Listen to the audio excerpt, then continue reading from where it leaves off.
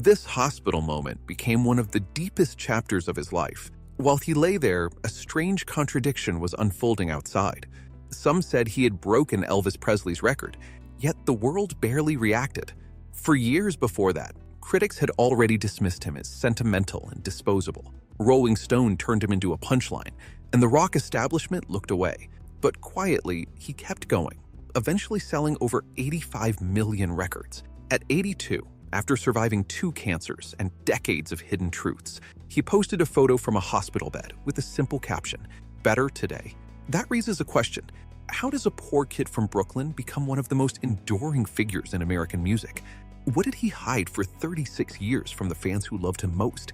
And what does a man reach for after surviving everything? He was never the critics' favorite. They dismissed him as soft and overly sentimental while praising others.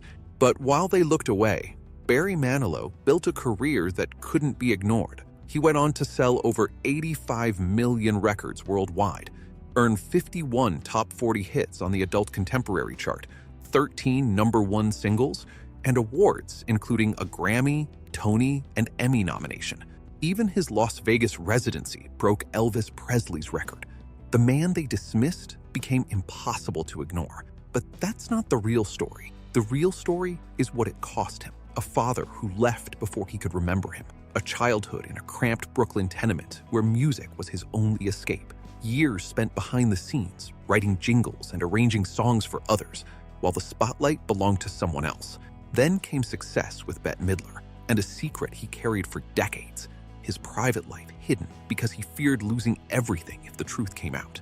At 82, after throat cancer and another lung scare, doctors told him his body needed rest. Instead, he was back on a treadmill, measuring not distance, but survival, counting how many songs he could still sing. 1, 2, 3, not enough for a show, but still more than yesterday. That's who Barry Manilow has always been. Born Barry Allen Pincus in 1943 in Brooklyn, he grew up in a crowded tenement where every sound carried through the walls. His father left early, and he was raised by his mother and grandparents. He called himself an awkward child, withdrawn and isolated, and music became his only escape. At 7, he started accordion lessons, not by choice, but because it was available. He learned quickly, but it still wasn't enough to express what he felt inside. Then, everything began to change. To pay his way through school, he worked in the mailroom at CBS, sorting mail, learning the building, learning the people, learning how power moved through a room. He was 18, coming from a slum in Williamsburg, now walking the halls of one of America's most influential networks, watching everything, saying almost nothing. In 1964, he married his high school sweetheart, Susan Dixler. She was steady, warm, and believed in him when there was little proof to believe in. But even in that marriage, something else was already pulling him forward: music. Not as a hobby, but as a calling he couldn't ignore. He would later admit he left because of a wondrous musical adventure. Susan had the marriage annulled in 1966, and the weight of that decision never fully left him. What followed was a decade most people never see, the invisible years that built everything. He wrote jingles, brilliant ones, the voice behind "You Deserve a Break Today" for McDonald's, the sound behind Band-Aid, Dr. Pepper, State Farm. America was humming his music long before it knew his name. He was everywhere and nowhere at the same time. Then came the call that changed everything. In 1971, Bette Midler needed a musical director for her residency at the Continental Baths in New York, a gay bathhouse that had become an unlikely creative hub after Stonewall. Barry showed up for $75 a night. Just a job, he thought. But in reality, it became a laboratory. Night after night, they built something raw and electric. Midler was forming her Divine Miss M persona in front of audiences who demanded honesty. Barry was shaping the sound behind her, sometimes even performing in a towel to match the room's energy. Formality didn't belong there. Truth did. He produced her breakthrough album, The Divine Miss M, in 1972. It launched her into fame. He stayed behind the piano, still unknown, still waiting.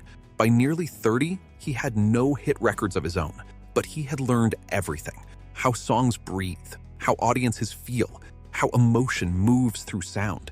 The invisible years were ending. Then Clive Davis called. The founder of Arista Records had heard about him. The jingle writer, the arranger, the man behind Bette Midler's sound. Davis didn't just want to sign him, he wanted to make him a star. But first, he needed a song, a hit. He sent Berry a forgotten track from 1972 called Brandy. It had gone nowhere. But Davis heard something deeper, something that could be rebuilt. It was renamed Mandy. Berry recorded it in 1974.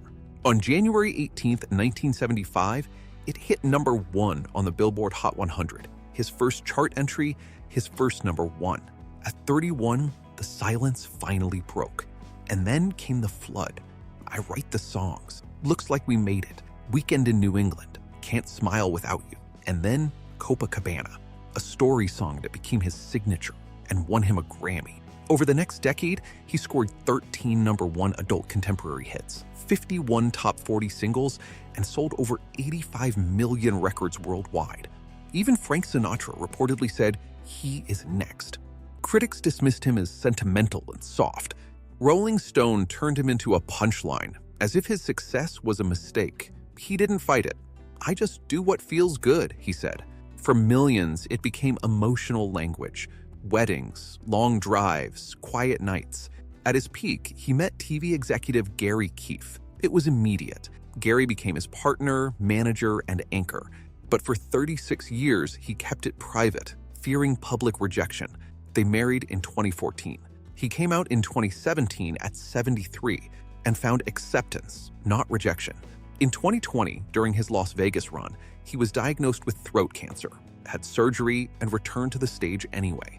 By 2023, he was still performing nightly in Elvis Presley's historic theater, eventually surpassing Elvis with 637 shows. He was honored with Elvis's jacket, sang Hound Dog, and received the key to the Las Vegas Strip.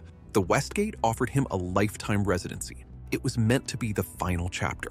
Then came another setback: bronchitis, relapse, and lung cancer at 82. From a hospital bed, he wrote, "Better today." Surgery removed it early, but recovery was difficult. "I have no patience," he said, pushing himself back into training, rebuilding his voice one song at a time. By 2026, he was preparing a return. New tour, new album, What a Time, and a 6-decade chart legacy still alive. He had built it all with Clive Davis over 52 years, filming his latest video at the Westgate, his home stage. For nearly 40 years, he hid his relationship, not from shame, but fear. When he finally came out, he discovered the world he feared rejecting him had been waiting all along.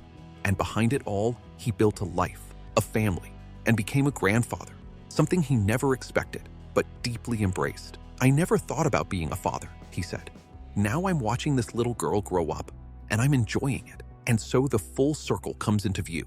The mailroom at CBS, the jingles no one credited, the Continental Baths, Mandy, Copacabana, 85 million records. A lifetime residency in Elvis's theater, a cancer diagnosis at 82, a treadmill 3 times a day, a new album at 83, from a Brooklyn tenement so poor cab drivers refused to return there, to a stage that defined Las Vegas entertainment.